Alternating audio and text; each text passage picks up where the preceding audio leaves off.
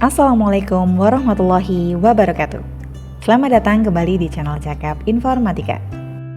Perkenalkan, saya adalah Luciana Intan Lubitasari. Saat ini saya bekerja di SMP Negeri 3 Comal, Kabupaten Pemalang, Jawa Tengah sebagai guru mapel informatika.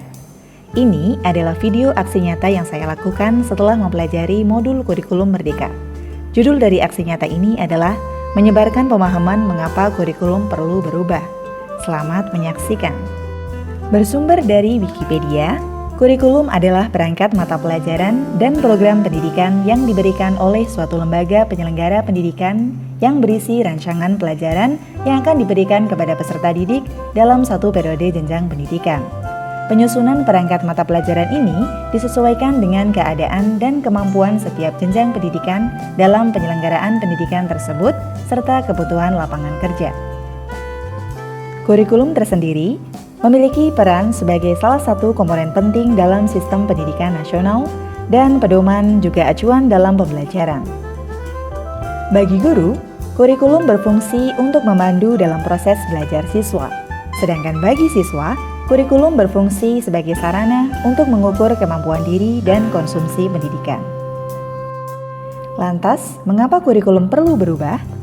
Yang pertama alasannya adalah agar relevan dengan perkembangan zaman. Saat ini, pengetahuan dan teknologi berkembang sangat pesat. Siswa perlu beradaptasi di era globalisasi ini agar tidak tertinggal. Siswa juga perlu dibekali dengan pendidikan karakter yang baik agar ia mampu membawa diri di era globalisasi ini. Yang kedua, agar dapat memenuhi kebutuhan belajar peserta didik. Pada proses pembelajaran abad 21, siswa diharapkan dapat memenuhi kriteria 4C, yaitu Creative Thinking, Communication, Collaboration, and Critical Thinking. Kurikulum sebagai acuan pelaksanaan pembelajaran berupaya menyesuaikan dengan kebutuhan siswa. Kurikulum Merdeka mengemas konsep pembelajaran yang berpusat pada siswa.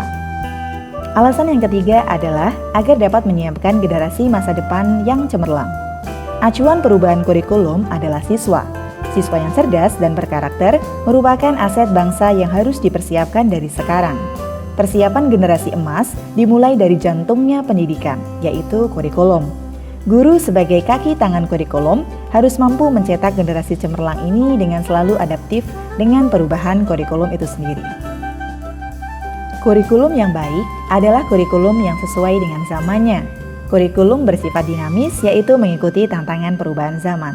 Kurikulum akan terus berkembang atau diadaptasi sesuai dengan kebutuhan peserta didik demi membangun kompetensi yang sesuai dengan kebutuhan mereka kini dan di masa depan.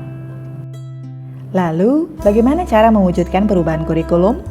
Untuk mewujudkan perubahan kurikulum di satuan pendidikan, maka kita perlu melakukan adaptasi terhadap kurikulum agar dapat sesuai dengan karakteristik satuan pendidikan dengan merancang KOSP.